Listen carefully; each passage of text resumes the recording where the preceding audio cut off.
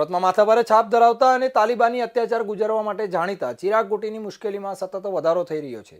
ભાગીદારીની કારમાં ડ્રગ્સ મુકાવી તેને ફસાવવાના ષડયંત્ર બાદ હવે તેની સામે ચોક બજાર પોલીસ મથકમાં વધુ એક ગંભીર ગુનો નોંધાયો છે। વેડ રોડ પર રહેતા જમીન દલાલ જિગ્નેશ મગનભાઈ વ્યાસનું અપહરણ કરી તેમની પાસે 2 લાખની ખંડણી માંગીને 50,000 પડાવી લેવા બદલ ચિરાગ ગોટી, તેના પિતા ઘનશ્યામ ગોટી અને તેનો ભાઈ નિરાંત ગોટી સહિત 7 શખ્સો સામે ફરિયાદ નોંધાઈ છે। આ ફરિયાદ બાદ સુરત પોલીસ હવે આખા ગોટી પરિવાર અને તેમના ગુનાહિત નેટવર્ક પર તપાસનો ગાળિયો મજબૂત કર્યો છે। તપાસ દરમિયાન જાણવા મળ્યું છે કે ચિરાગ ગોટી શ્યામ લુબ્રિકન્ટ્સ નામની કંપની ચલાવે છે, જેનું વાર્ષિક ટર્નઓવર અંદાજે 107 કરોડ રૂપિયા જેટલું છે।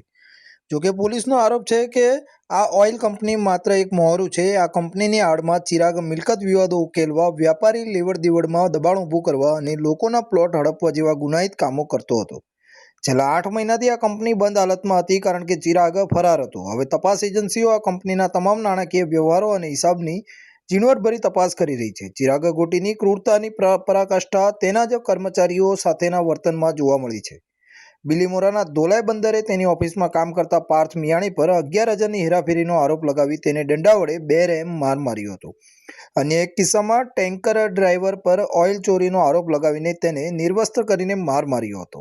જે એનડીપીએસના ગુનામાં ચિરાગ ગોટી જે રીતે કોર્ટમાં સરેન્ડર થયો હતો અને ત્યારબાદ સિલસિલાબંધ જે વિડીયોઝ એના સોશિયલ મીડિયામાં કે જે બીજા લોકોને ખરાબ રીતે માર મારતા હોય, ધમકી આપતો હોય, એવા વાયરલ થયેલા।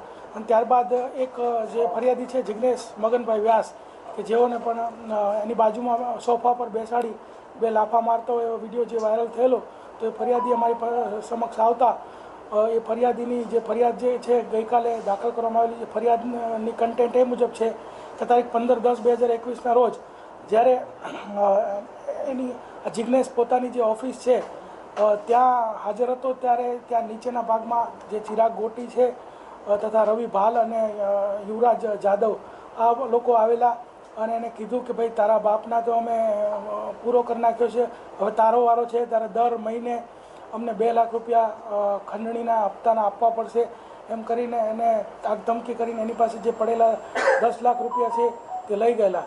અને ત્યારબાદ ચિરાગ ગોટીને એવું ખબર પડી કે આ ભાઈ જે જિગ્નેશ વ્યાસ છે એ પોલીસમાં ફરિયાદ કરવા જવાના છે, તો ત્યારબાદ ફરીથી તારીખ 24/10/2021ના રોજ એની ઓફિસની નીચેના ભાગમાંથી જે જિગ્નેશ છે એનું અપહરણ કરી દઈ અને એના ઘરે લઈ ગઈ અને આ રીતે સોફામાં બેસાડી અને પહેલાં સમજાવ્યો કે કઈ રીતે તારે હાથ જોડીને રોવાનું છે, અને સમજાવ્યા બાદ એની બાજુમાં બેસાડી અને 2 લાફા મારી દીધેલા।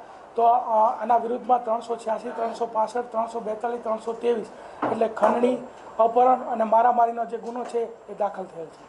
નવાઈની વાત તો એ છે કે ચિરાગે પોતે જ આ અત્યાચારના વિડીયો ઉતાર્યા હતા અને તેને વાયરલ કરી પાશવી આનંદ લીધો હતો। આ વિડીયો હવે પોલીસ માટે સૌથી મોટા પુરાવા સાબિત થયા છે। ત્યારે હવે વધુ તપાસ એસઓજી પોલીસ કરી રહી છે અને તેના વિરુદ્ધ વધુ એક ગુનો હવે ચોક બજાર પોલીસ મથકમાં પણ નોંધવામાં આવ્યો છે।